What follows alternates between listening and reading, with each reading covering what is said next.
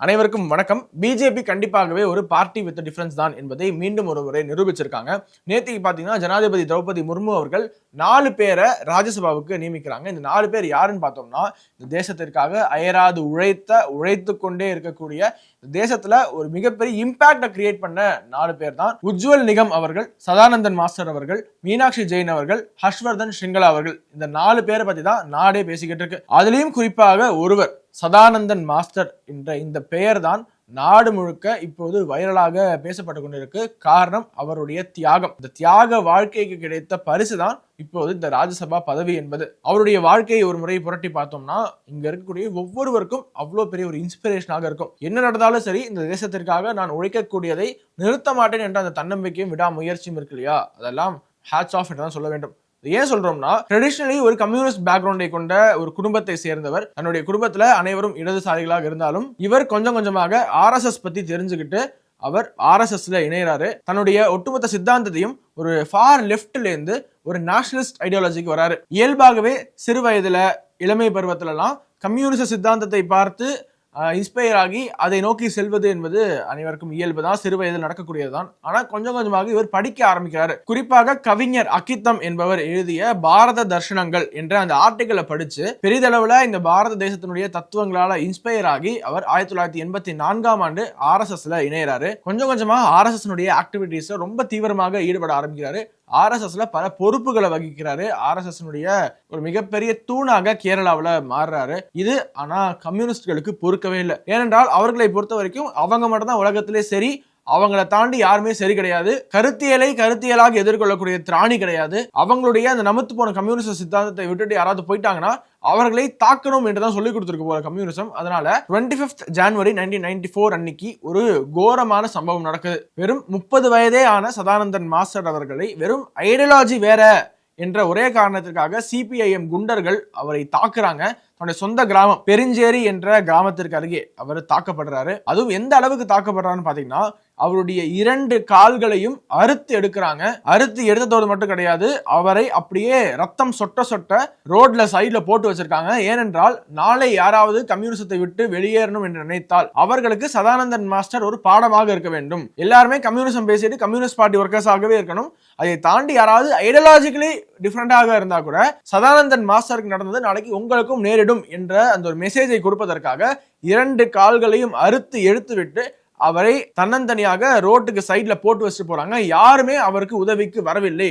காரணம் பயம். ஒருவேளை சதானந்தன் மாஸ்டருக்கு உதவி விட்டோம் என்றால் நாளை இந்த கம்யூனிஸ்ட் குண்டர்கள் நம்மளையும் தாக்கக்கூடும். அதனால அவருக்கு உதவி செய்ய வேண்டாம் என்று பொதுமக்கள் ஒதுங்குறாங்க. அப்போ அங்க போலீஸ் வர்ற வரைக்கும் யாருமே சதானந்தன் மாஸ்டருக்கு உதவவே இல்லை. போலீஸ் வந்துதான் இவர் ஹாஸ்பிட்டலுக்கு கூட்டிட்டு போய் சிகிச்சை மேற்கொள்றாங்க. அதுக்கப்புறமா 2 காலும் அறுபட்ட நிலையில செயற்கையான கால்களை வைத்து அவர் இயங்க தொடங்குகிறார். இதுதான் வில் பவர். 2 காலும் போயிருச்சு, என்ன எதிரிகள் தாக்கிட்டாங்க என்று சொல்லி he did not back off என்று பின்வாங்கவில்லை. இந்த தேசத்திற்காக நான் என்ன நடந்தாலும், என்னுடைய உயிரே போனாலும் நான் உழைத்தே தீர்வேன் என்ற அந்த மன உறுதியோட திரும்பி வராரு.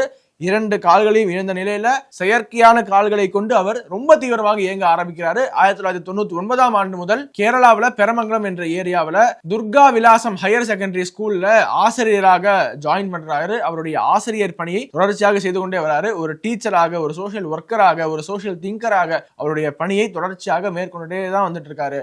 அவருடைய கால்கள் இருக்கு இல்லை என்பதை பற்றி அவர் கவலைப்படவே இல்லை. सदानंद जी मास्टर को पेश करना चाहता हूं।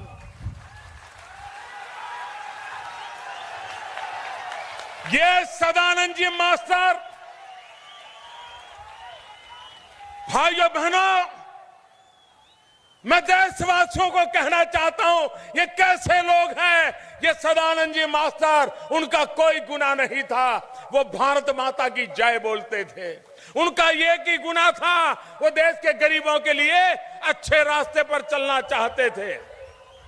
और जब उन्होंने अपने विचारों के अनुसार काम करना शुरू किया तो इन कम्युनिस्ट पार्टी ने उनके दोनों पैर काट दिए। आज वो आर्टिफिशियल पैर लगा करके आज भी हिम्मत के साथ सेवा भाव से केरल की जनता की सेवा कर रहे हैं। அந்த கோரமான நிகழ்வு நடந்தது பிறகாக ஒரு 30 ஆண்டுகள் கடந்து ஓடிவிட்டன. இந்த 30 ஆண்டுகளுமே ஒரு கடுமையான உழைப்பை காட்டியிருக்காரு. கேரளாவினுடைய நேஷனல் டீச்சர்ஸ் யூனியனுடைய ஸ்டேட் வைஸ் பிரசிடென்டாக அங்கம் வகிக்கிறாரு, பொறுப்புல இருக்காரு. தேசிய அத்தியாபக வார்த்தா என்ற பத்திரிகையினுடைய எடிட்டராகவும் இருக்காரு. அந்த பத்திரிகையை எடிட் பண்ணிக்கிட்டு இருக்காரு. அவருடைய மனைவி வனிதா ராணி என்பவரும் ஒரு ஸ்கூல் டீச்சர் தான். இப்போ அவங்களுக்கு அந்த கப்பலுக்கு ஒரு டாட்டர், ஒரு பொண்ணு இருக்காங்க. யமுனா பாரதி என்ற பேரு, பிடெக் படிச்சுக்கிட்டு இருக்காங்க. ஒரு ஆக்டிவான ஏபிவிபி காரியகர்த்தாவாகவும் இருக்காங்க அவங்க. ஸோ ஒட்டுமொத்த குடும்பமும் தேசத்திற்காக ஏதாவது பங்காற்றியே தீர வேண்டும் என்ற ஒரு இருக்காங்க. இந்த சதானந்தன் மாஸ்டர் அவர்களுடைய ஒரு சாதாரணமான ஒரு ஜேர்னி கிடையாது. எந்த ஒரு இடத்துலயுமே அவர் பயந்து பின்வாங்கவில்லை. ஐயோ எனக்கு இப்படி ஆயிடுச்சு என்று வீட்டுல முடங்கி கிடக்கவில்லை. He bounced back. அவர் கால் வெட்டப்பட்டாலும் செயற்கையான கால்களில் நடந்தாலும் 30 ஆண்டுகளாக இந்த தேசத்திற்காக அவர் ஏதாவது ஒரு பங்களிப்பை ஆற்றியே தீர வேண்டும் என்ற ஒரு சங்கல்பத்தோட மன உறுதியோட அவர் பணியாற்றியிருக்காரு. அவருக்கு முதல்ல ஒரு ராயல் சல்யூட் பண்ணிக்கலாம். ஏன்னா இது போன்ற ஆட்கள்லாம் நமக்கெல்லாம் இன்ஸ்பிரேஷன். இப்பேற்பட்ட ஒரு நீண்ட நெடிய தியாக வாழ்க்கையினுடைய ஒரு ரெகக்னிஷனாக அவருக்கு கிடைத்தது தான் ராஜ்யசபா பதவி என்பது. பாஜக கட்சிக்காக மற்றும் தேசத்திற்காக உழைத்த ஹார்ட் ஒர்க்கிங் கிராஸ் ரூட் காரியகர்த்தர்களை என்றுமே கைவிட்டு விடாது. பாஜக மட்டுமே இந்த நாட்டில் இந்த கிராஸ் ரூட் காரியகர்த்தர்களை உயர்ந்த பதவிகளில் அமர வைத்து அழகு பார்க்கக்கூடிய ஒரு கட்சி என்பதை மீண்டும் ஒரு முறை நிரூபிச்சிருக்காங்க. ஸோ நாளைக்கு எந்த ஒரு பாஜகவினுடைய கிராஸ் ரூட் காரியகர்த்தாவுக்கும் ஒரு நம்பிக்கை வரும். ஓகே, நம்மளுடைய உழைப்பு என்பது என்றுமே வீண் போகாது, என்னைக்காவது ஒரு நாள் ரெகக்னிஷன் என்பது கிடைத்தே தீரும். அதனால எந்த ஒரு எதிர்பார்ப்பும் இல்லாமல் இப்போது உழைப்போம் என்ற ஒரு நம்பிக்கையை அளிச்சிருக்காங்க பாஜகவுடைய காரியகர்த்தர்களுக்கு அந்த கட்சி. இன்னைக்கு ஒட்டுமொத்த நாடும் சதானந்தன் மாஸ்டர் அவர்களுடைய பெயர் தான் உச்சரிச்சுக்கிட்டு இருக்கு. இது அவருக்கு கிடைத்த மிகப்பெரிய ஒரு அங்கீகாரம். பிரதமர் நரேந்திர மோடி அவர்கள் அவர் குறித்த ட்வீட் ஒன்று போட்டிருந்தாரு. Shri Sadanandan master's life is the epitome of courage and refusal to bow to injustice. Violence and intimidation couldn't deter his spirit towards national development. His efforts as a teacher and a social worker is also commendable. He is extremely passionate towards youth empowerment. Congratulations and best wishes என்று tweet போட்டிருக்காரு.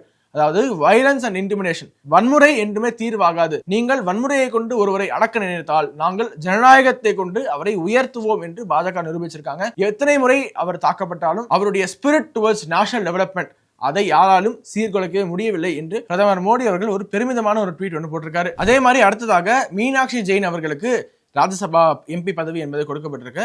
இவங்க ஒரு இண்டிக் perspective கொண்ட ஒரு historian. History என்றாலே இங்கு Marxist கம்யூனிஸ்டுகள் எப்படி அதை தொடர்ச்சியாக இந்திய வரலாற்றை திரித்து இந்தியர்களையே இந்திய வரலாற்றை வெறுக்க வைக்கிற அளவுக்கு இங்க ஒரு வேலையை செய்திருக்காங்க என்பது தெரியும். ஆனால் இந்தியாவுடைய பார்வையில இந்தியாவுடைய பெருமைமிகு வரலாற்றை பறைசாற்றும் விதமாக நிறைய புத்தகங்கள் எழுதியிருக்காங்க, நிறைய இடத்துல போய் பேசியிருக்காங்க. இப்போ எப்படி சாய் தீபக், ஆனந்த் ரங்கநாதன் போன்ற பேச்சாளர்கள் நேஷனல் லெவலில் ரொம்ப ஃபேமஸோ, அதே மாதிரி மீனாட்சி ஜெயின் அவர்கள் நேஷனல் லெவல்ல தன்னுடைய ஹிஸ்டாரிக்கல் ஸ்பீச்சஸ்க்காக, ஹிஸ்டரி தொடர்பான ஸ்பீச்சஸ்க்காக ரொம்பவே ஃபேமஸான ஒரு நபர் தான். ஒரு லெஃப்ட் டாமினேட்டடான ஒரு ஃபீல்டுல இந்தியாவுக்கு எதிரான கருத்துக்கள் நிலவி இருக்கக்கூடிய ஒரு சூழல்ல இவங்க தொடர்ச்சியாக இந்தியாவுக்கு ஆதரவான இந்தியாவுடைய பெருமைமிகு ஹிஸ்டரியை நீண்ட நாட்களாக பல வருடங்களாக பேசிக்கிட்டு இருக்காங்க. அவர்களுக்கு கிடைத்த அங்கீகாரம் தான் இந்த ராஜ்யசபா பதவி என்பது. 2020ஆம் ஆண்டே இவர்களுக்கு பத்மஸ்ரீ அவார்டு கொடுத்திருக்காங்க கவர்மெண்ட். இவங்க என்னென்ன புத்தகங்கள் எழுதியிருக்காங்க என்று பார்த்தோம்னா, fight for deities and rebirth of temples என்று இங்கு கோவில்களுடைய அந்த டெஸ்ட்ரக்ஷன் எப்படி அழிக்கப்பட்டனா எப்படி இப்போ மீண்டும் வந்து கொண்டிருக்கின்றன கோவில்களுடைய அந்த ரைஸ்,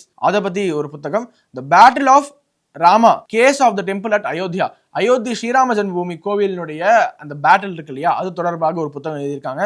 சதி, எவாஞ்சலிக்கல்ஸ், Baptist missionaries and the changing colonial discourse என்ற ஒரு புத்தகம். நீங்க தொடர்ச்சியாக இந்தியாவுக்கு எதிராக பேசக்கூடியவர்கள் என்ன சொல்லுவாங்க, சதி சிஸ்டம் நீங்க ஃபாலோ பண்றீங்க, கணவன் இறந்து போயிட்டா மனைவியும் தூக்கி நீங்க நெருப்புல போட்டு கொன்றுவீங்க, அப்பேற்பட்டவங்க தான் நீங்க, காட்டுமிராணிகள் தான் நீங்க என்று இந்தியாவுக்கு எதிரான கருத்துக்களை பதிவிட்டு கொண்டே வந்திருக்கக்கூடிய சூழல்ல இவங்க அது எப்படி ஒரு எவாஞ்சலிக்கல் அண்ட் பாப்டிஸ்ட் சதி என்பதை நிரூபிப்பாங்க. அதாவது மதமாற்ற கும்பலினுடைய சதி என்பதை அவங்க நிரூபிப்பாங்க அவர்களுடைய புத்தகத்துல. அதை தவிர ராமா அயோத்தியா என்ற ஒரு புத்தகமும், parallel pathways essays on Hindu Muslim relations என்ற ஒரு புத்தகமும் எழுதியிருக்காங்க. இப்போ லேட்டஸ்டாக காசி விஸ்வநாதரை பத்தி விஸ்வநாத் ரைசஸ் அண்ட் ரைசஸ் என்ற ஒரு புத்தகத்தையும் எழுதியிருக்காங்க.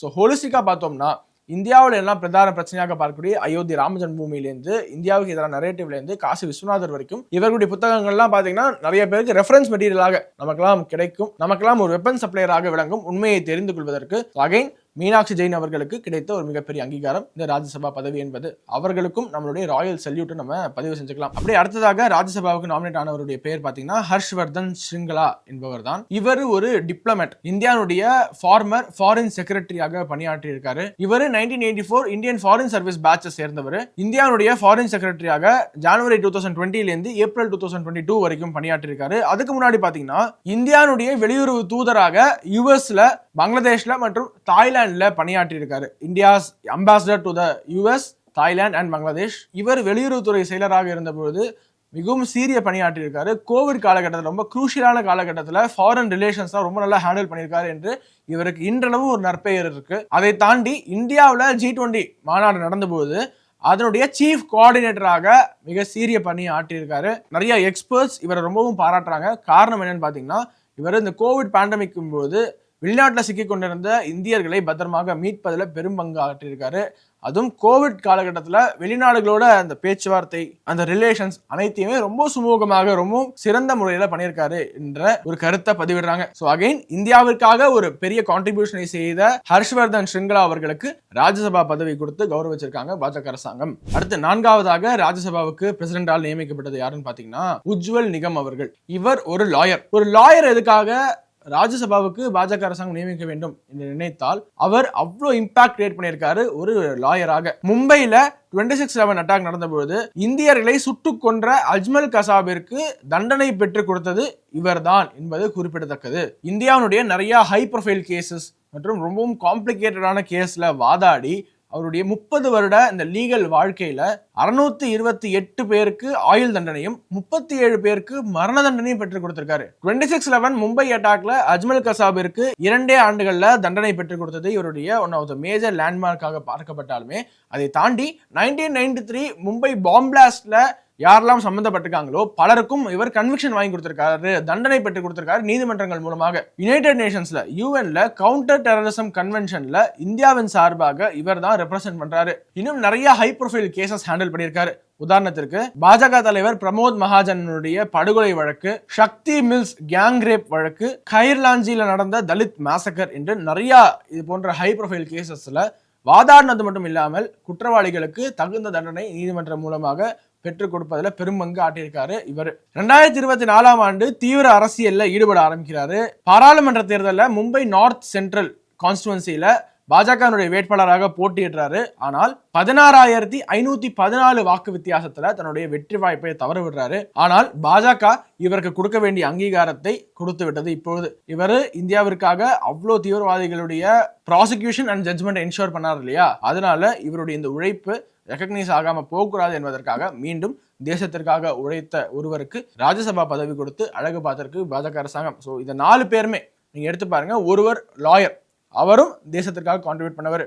இன்னொரு பக்கம் சதானந்தன் மாஸ்டர், ஒரு கிரவுண்ட் லெவல் ஒர்க்கர், பிஜேபிக்காக தன்னுடைய 2 கால்களையும் இழந்தவர். இன்னொரு பக்கம் ஒரு ஃபாரின் டிப்ளமேட், இந்தியாவிற்காக வெளிநாடுகள்ல பல நல்ல காரியங்களை செய்த தேசத்திற்காக பங்காற்றிய ஒருவர். இன்னொரு பக்கம் ஹிஸ்டாரியன், இந்த தேசத்துக்கு எதிரான நரேட்டிவ்ஸை உடைத்து உண்மையான வரலாற்றை மக்களிடையே கொண்டு போய் சேர்ப்பதில் பெரும் பங்கு ஆற்றி கொண்டிருக்கக்கூடிய ஒரு ஹிஸ்டாரியனுக்கு ராஜ்யசபா பதவி என்று அனைத்து விதமான கான்ட்ரிபியூஷன்ஸுக்கும், இந்த நாட்டிற்கான கான்ட்ரிபியூஷன்ஸ்க்கும் அங்கீகாரம் கொடுக்கக்கூடிய ஒரு கட்சியாக இப்போ பாஜக இருந்திருக்கு. நாளைக்கு இது அனைவருக்குமே ஒரு லெசன், ஒரு இன்ஸ்பிரேஷன் தான். யாரும் எதையும் எதிர்பார்த்து வேலை செய்யல. சதானந்தன் மாஸ்டர்லாம் பாத்தீங்கன்னா எனக்கு ராஜ்யசபா பதவி கிடைக்கும் என்பதனால காலை இழந்து வேலை செய்யவில்லை. ஆனால் இவருக்கு அங்கீகாரம் கொடுப்பதன் மூலமாக நாளை லட்சோப லட்சம் கோடான கோடி பாஜக தொண்டர்களுக்கு ஒரு உத்வேகம் கிடைக்கும். கிராஸ் ரூட் ஒர்க்கருக்கும் இங்க பெரும் பதவிகள்ல அங்கீகாரம் கிடைக்கும் என்பதை பாஜக இப்போது உணர்த்தி இருக்கு. ராஜ்யசபாவுக்கு நியமிக்கப்பட்ட 4 பேருக்கும் நம்ம ஒரு ராயல் சல்யூட் பண்ணிக்கலாம். இன்னும் நிறைய பேரை இன்ஸ்பயர் பண்ணிக்கிட்டே இருங்க. we are so inspired by you, we are so proud of you என்று சொல்லி இந்த வீடியோ முடிச்சுக்கலாம். அதிகமான பேருக்கு இந்த வீடியோவை ஷேர் பண்ணுங்க. ஏன்னா எவ்வளோ ஒரு இன்ஸ்பிரேஷனல் ஜேர்னியா இந்த நாட்டில் வாழ்ந்துகிட்டு இருக்காங்க மக்கள், இந்த நாட்டிற்காக எவ்வளோ பங்காற்றிக்கிட்டு இருக்காங்க என்பதை மக்கள் தெரிந்து கொள்ளட்டும். மீண்டும் அடுத்த நிகழ்ச்சியை சந்திப்போம். வணக்கம். வந்தே மாதரம்.